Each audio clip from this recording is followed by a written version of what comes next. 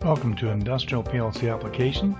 This video is the third in a series on relay logic versus ladder logic.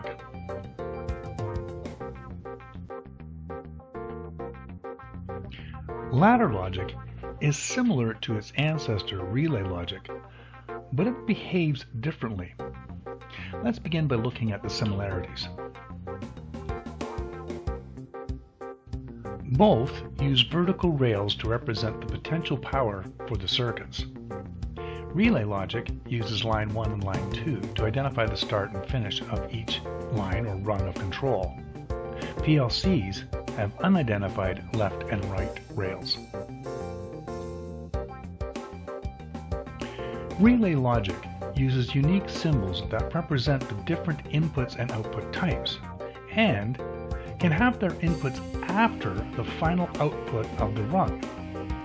Ladder logic uses simpler standard symbols and never has inputs past the output. Ladder logic does not need different symbols, since the PLC is only checking the status of an input or energizing an output, and it does not matter what the devices being used are. But when power is supplied, there are subtle differences in the execution of the logic. When power is applied to relay logic, it is present at every connection and every contact point at the same instance. When the switch is closed, current flows across the rung and is executed.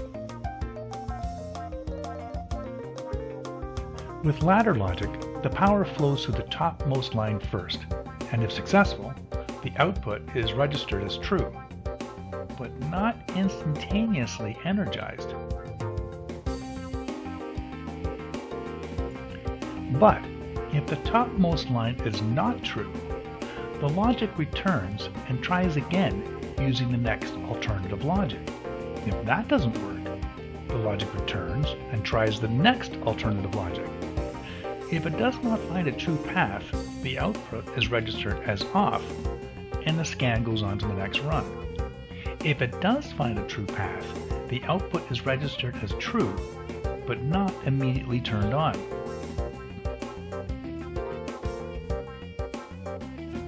With relay logic, every contact related to every output is energized immediately. With ladder logic, all the contacts are set to be true, but they will not reflect the result until all the outputs are executed at once. PLCs must make thousands of logical decisions in milliseconds. In order to do this, most use the logic scan cycle, otherwise known as the broken circle.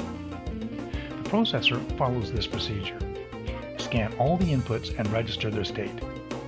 Use those values and resolve the logic in the project. Then set the outputs. Then perform some housekeeping functions and repeat. The outputs are last to be triggered because they must reflect the entire logic applied and resolved before it.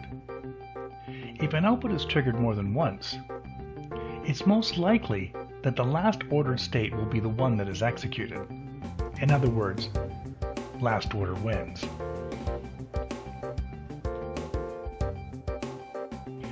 The processor scans the logic from left to right, and as discussed, will not continue to the next rung until all possible solutions have been tried.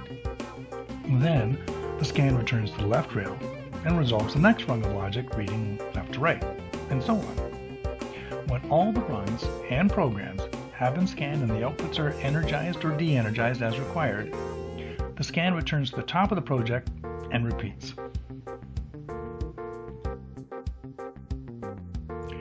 There's another consideration when looking at the logic on any PC, no matter how fast.